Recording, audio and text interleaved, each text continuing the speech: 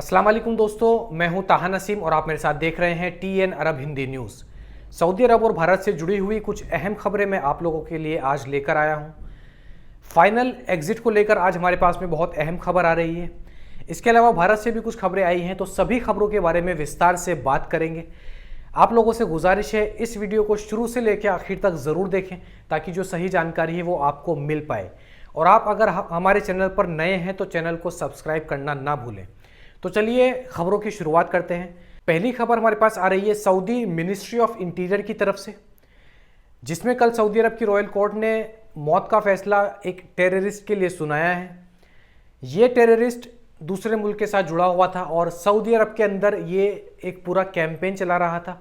पूरा एक आतंकी गढ़ इसने बनाया हुआ था जिसके अंदर ये वेपन्स और असला बारूद बनाने का काम कर रहा था।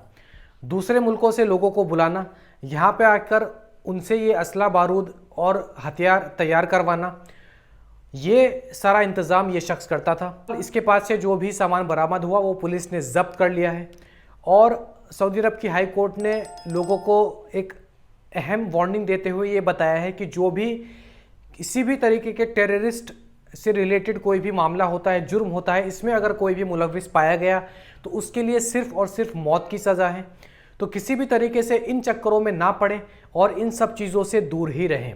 इस शख्स से मज़ीद जानकारी ये मिली है कि ये पूरा मामला जो है दूसरे मुल्क से जुड़ा हुआ था, यानी कि जो मेन आतंकी संगठन था जिसके लिए ये शख्स काम कर रहा था वो सऊदी अरब से बाहर रहकर इस शख्स को आदेश देते थे और उनके आदेशों पर ये सऊदी अरब के अंदर पूरी प्लानिंग और प्लॉटिंग कर रहा था और सऊदी अरब का जो सिक्योरिटी है उसको तबाह करने की नियत इस शख्स की थी। बहरहाल इसकी सारी कोशिशें नाकाम हो गई और इसको पकड़ने के बाद में इसके ऊपर केस चलाया गया और कल इसको मौत की सज़ा सुना दी गई है। अगली जानकारी हमारे पास मूसानेट प्लेटफॉर्म की तरफ से आ रही है।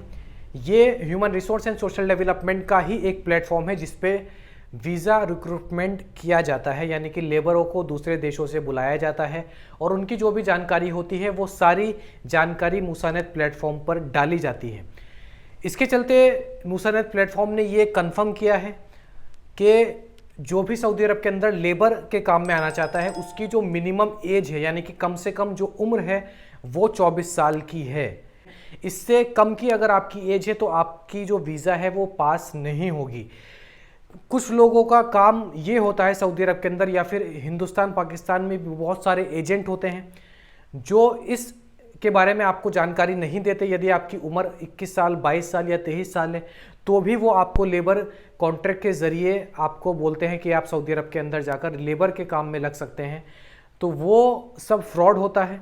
सऊदी अरब के अंदर ये कानून है कि अगर आपको सऊदी अरब के अंदर आकर लेबर का काम करना है तो आपकी कम से कम एज 24 साल होनी बहुत ज़रूरी है, तो इस बात का ख़ास ध्यान रखें। 2 दिन पहले जद्दा की मिसाइल मार्केट आग लगने के कारण से पूरी झुलस गई थी, पूरी तबाह हो गई थी। उसके बाद जो है आज फिर हमारे पास एक खबर आ रही है जिसमें बताया जा रहा है कि जद्दा के एक वेयर हाउस में तगड़ी भारी भरकम आग लग चुकी थी जिसके चलते पूरा वेयर हाउस जो है तबाह हो गया है। बहरहाल यहाँ से किसी को कोई इंजरी होने की खबर सामने नहीं आई है और फायर एक्सटिंग्विशर ने इस पूरे वेयर हाउस पर अपनी जो है कंट्रोल पा लिया है और आग बुझाने का काम कर चुका है। अगली खबर हमारे पास आ रही है मक्का से। सऊदी अरब के अंदर जो ड्रग्स का मामला है, नशा का मामला है, ये सख्ती पे ही बढ़ता जा रहा है और दिन ब दिन इस पे जो है हुकूमत की तरफ से सख्ती बढ़ाई जा रही है और इसको रोकने के लिए नए से नए कानून सऊदी अरब के अंदर लाए जा रहे हैं। लेकिन फिर भी जो लोग नशा करते हैं वो बाज नहीं आते, भले ही उनको उम्र कैद क्यों ना हो जाए।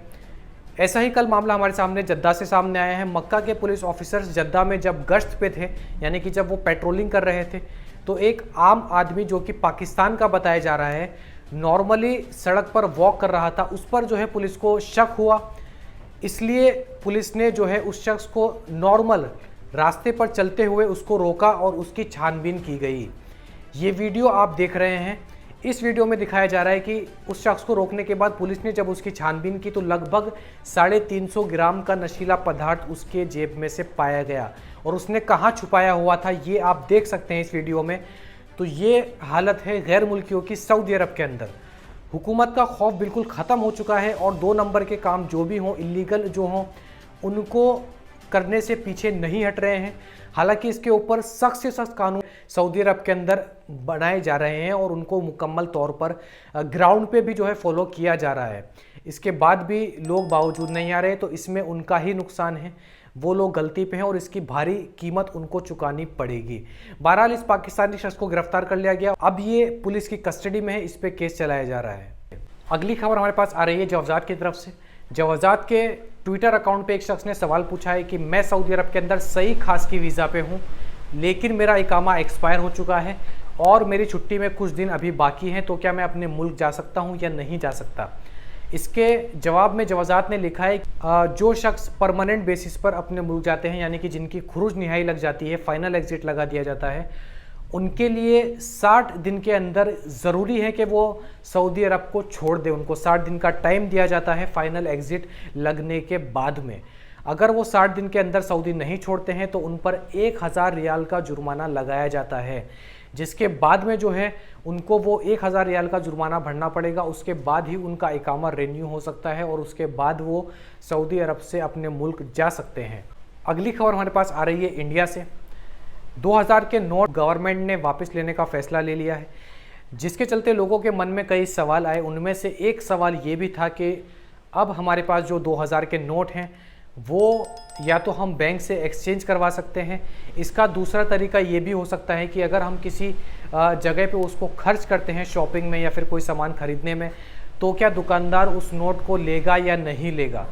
इसके चलते आरबीआई की तरफ से एक बयान आया है। आरबीआई गवर्नर ने कल बयान देते हुए ये कहा है कि कोई भी दुकानदार आपका 2000 का नोट लेने के लिए मना नहीं कर सकता, यानी कि आप उस 2000 के नोट को खर्च भी कर सकते हैं और कोई भी दुकानदार या फिर शोरूम हो या किसी भी तरीके की आप चीज़ खरीद सकते हैं वो 2000 का नोट देकर, और वो लेने से कोई भी दुकानदार इनकार नहीं कर सकता।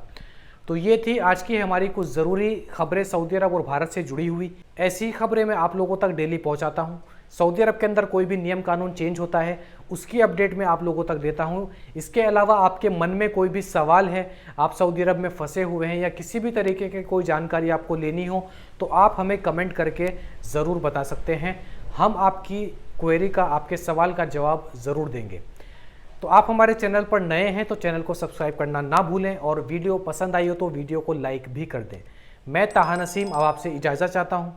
इंशाल्लाह जो है कल मज़ीद खबरों के साथ आपसे फिर मुलाकात होगी।